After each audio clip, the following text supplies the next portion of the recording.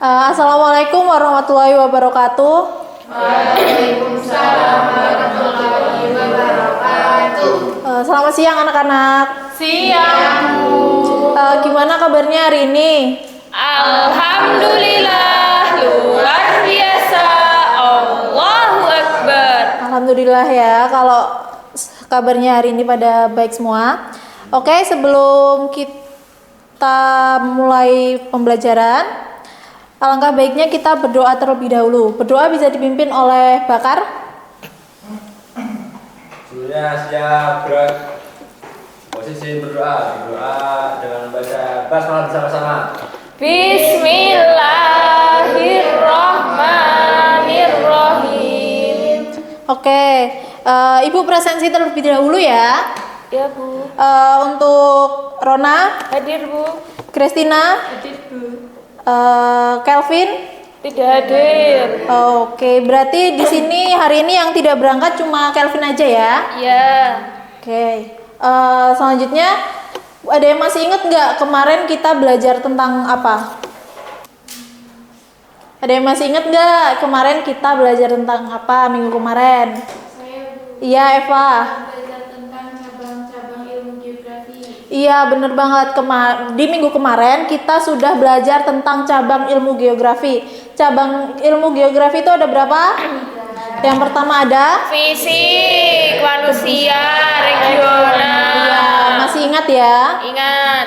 Oke, karena kemarin kita sudah belajar tentang cabang ilmu geografi, maka pada pertemuan kali ini kita akan belajar tentang konsep esensial geografi. Kenapa sih kita perlu buat belajar tentang konsep esensial geografi? Nah, di materi konsep esensial geografi itu kita tidak hanya sekedar belajar bagaimana cara membaca peta saja, tetapi kita juga belajar bagaimana mengetahui kenapa sih di suatu tempat bisa terjadi suatu peristiwa atau fenomena geografi. Selain itu juga kita tahu mengapa di satu tempat dan juga di tempat lain tuh bisa berbeda. Tujuan pembelajaran pada pertemuan kali ini, yang pertama, peserta didik diharapkan mampu memahami 10 konsep esensial geografi melalui kegiatan diskusi kelompok dengan benar. Yang kedua, peserta didik diharapkan mampu untuk menganalisis 10 konsep geografi dalam berbagai aspek kehidupan melalui kegiatan diskusi kelompok dengan benar. Pada pembelajaran kita kali ini tuh nanti kita akan melakukan diskusi kelompok yang Ibu akan jelaskan di tahap selanjutnya. Untuk penilaian, Ibu nanti akan menilai berdasarkan keaktifan dan keikutsertaan kalian dalam kegiatan pembelajaran saat berlangsung ini. Yang kedua, Ibu akan menilai ketepatan kalian dalam menyelesaikan tugas atau latihan soal. Sekarang kita masuk ke dalam materi. Konsep esensial geografi sendiri itu merupakan konsep dasar yang digunakan untuk memahami fenomena geosfer. Fenomena geosfer sendiri itu merupakan fenomena yang terjadi di permukaan bumi dan segala proses yang terjadi di atasnya, baik secara fisik maupun secara sosial. Nah, konsep esensial geografi sendiri itu nantinya akan ada 10. Nanti kita akan belajar lebih lanjut. Sebelum itu, Ibu akan memberikan kalian pertanyaan.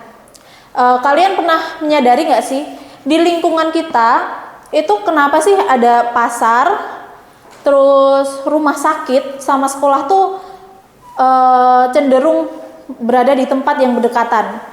Coba ada yang bisa jawab nggak? Ayo yang bisa jawab, angkat tangan. Saya, Bu. Iya, oke, Sofia.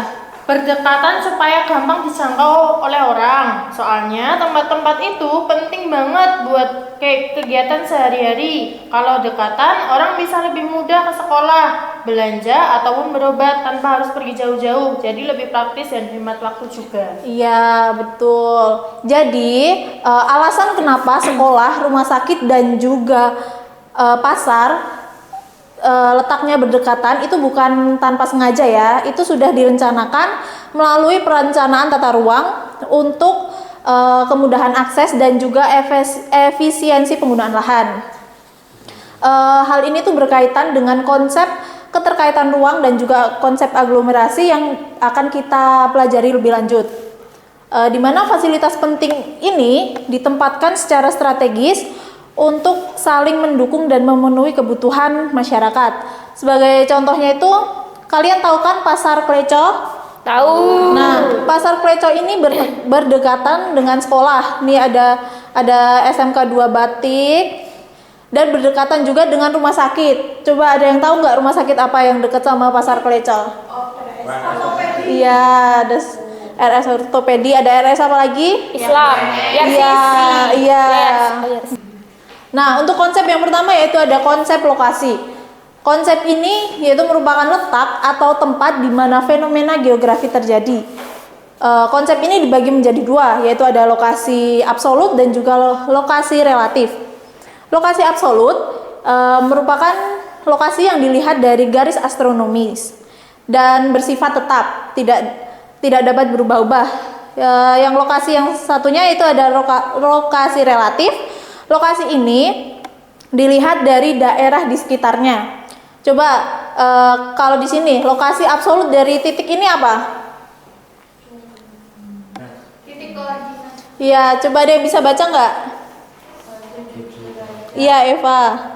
7 derajat 33 menit 28,9 detik lintang Selatan.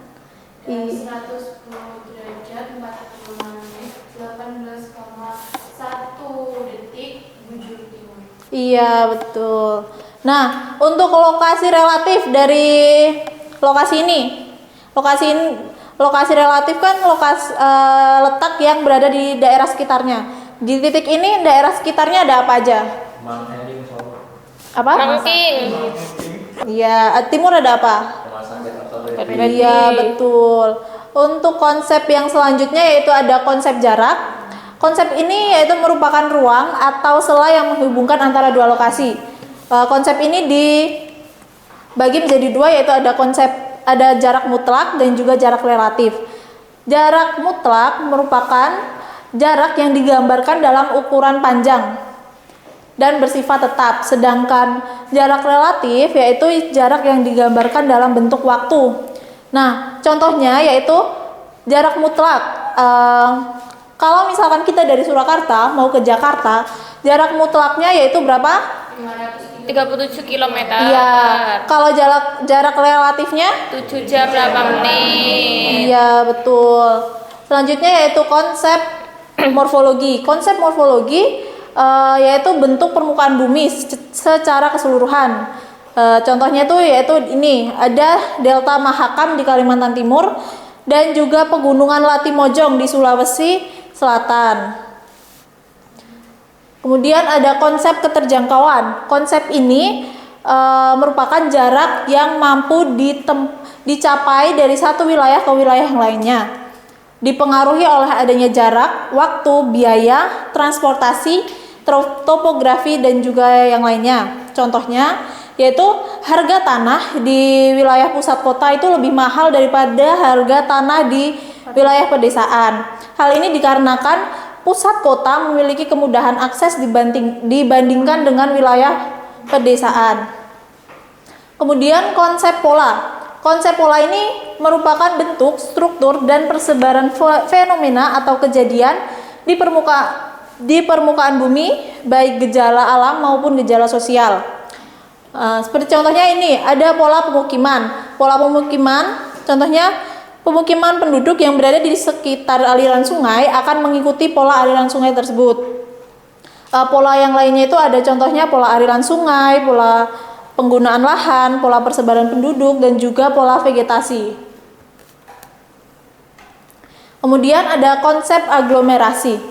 Konsep ini merupakan suatu fenomena yang mengelompokkan menjadi satu bentuk dan struktur. Seperti contohnya yaitu ada pengelompokan kawasan industri di Cikarang.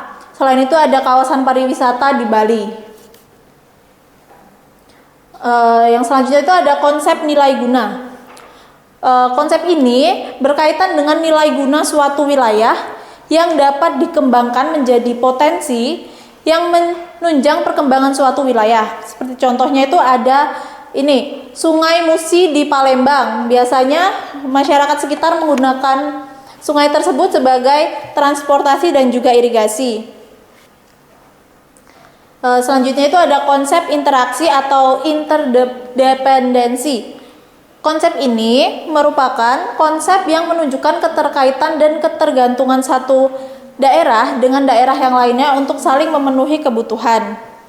Contohnya, pasar di kota akan membutuhkan pasokan bahan mentah seperti sayuran, buah-buahan yang berasal dari desa.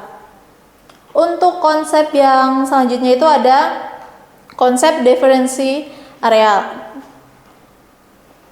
Konsep ini merupakan konsep yang membandingkan antara satu wilayah dan wilayah yang lainnya untuk menunjukkan adanya perbedaan antara kedua wilayah tersebut. Seperti contohnya itu ada apa? Wilayah mana ini? Sisir. Ya, dan kenapa sih dua ini bisa beda? Beda. Coba ada yang tahu nggak perbedaannya?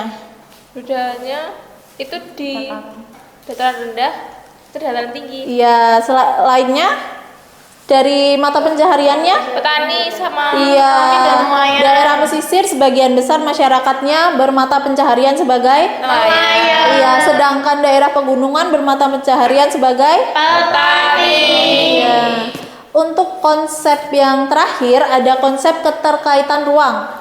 Konsep ini merupakan hubungan antara wilayah yang mendorong terjadinya interaksi sebab dan akibat antar wilayah. Seperti contohnya adanya penebangan di daerah hulu sungai yang kemudian bisa mengakibatkan banjir di daerah hilir. Dari ke-10 konsep tersebut, apakah ada yang ditanyakan? Kalau misalkan nggak ada, Ibu akan membentuk kelompok dan kita akan melakukan diskusi bersama. Kelompoknya udah Ibu bagi, bisa dibaca ya. Kelompok 1 itu ada anggotanya, ada Ajeng, Zulfa, Anggi, sama Abel. Kelompok 2 itu ada Sufia, Rona, Bakar, dan juga Tina. Yuk sekarang bisa kumpul dengan kelompoknya masing-masing. Sudah, Bu. Sudah. Nah, Ibu akan menjelaskan bagaimana cara kita berdiskusi. Jadi nanti Ibu akan membagikan 2 soal. Soal ini tuh yang kelompok 1 dan kelompok lainnya dikasih tempat yang berbeda, lokasi yang berbeda. Nanti kalian coba menganalisis. Nah, setiap kelompok Ibu akan bagi nomor. Nah, di topi itu nanti itu kan ada nomornya. Setiap itu ada nomor 1, ada nomor 2, dan nomor 3, 4. Nanti Ibu akan secara acak memilih nomor yang dibacakan nanti akan mempresentasikan hasil diskusi dari kelompoknya. Paham?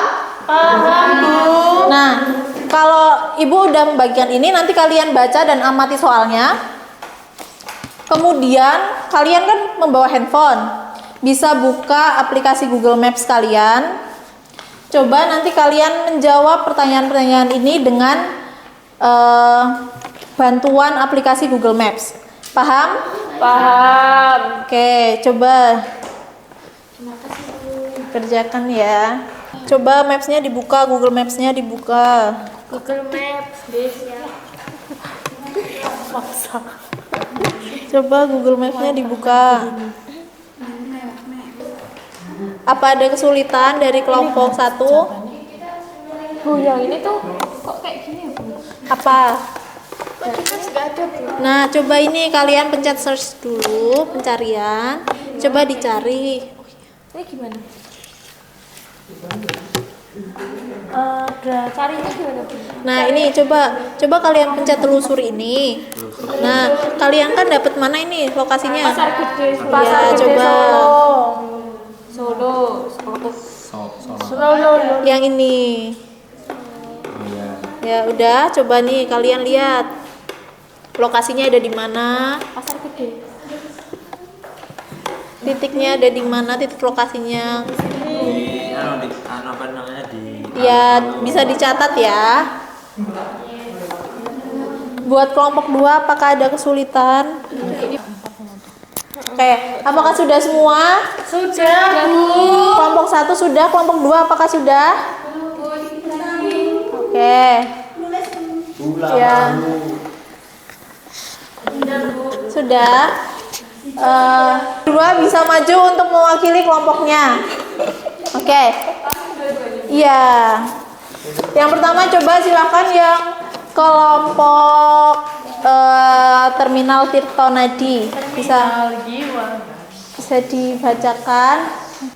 7 derajat 55 menit 9 detik lintang selatan, 110 derajat 81 menit 8 detik bujur timur, terletak di sebelah utara pusat kota Solo dan dekat jembatan Tirtonadi dan Sungai Bengawan Solo. Untuk jaraknya antara sekolah dengan terminal Tirtonadi itu 6,7 km, sekitar 16 menit. Oke, itu dari kelompok yang Tirtonadi. Bisa kita beri aplaus. Selanjutnya yaitu kelompok dari Pasar Gede Solo.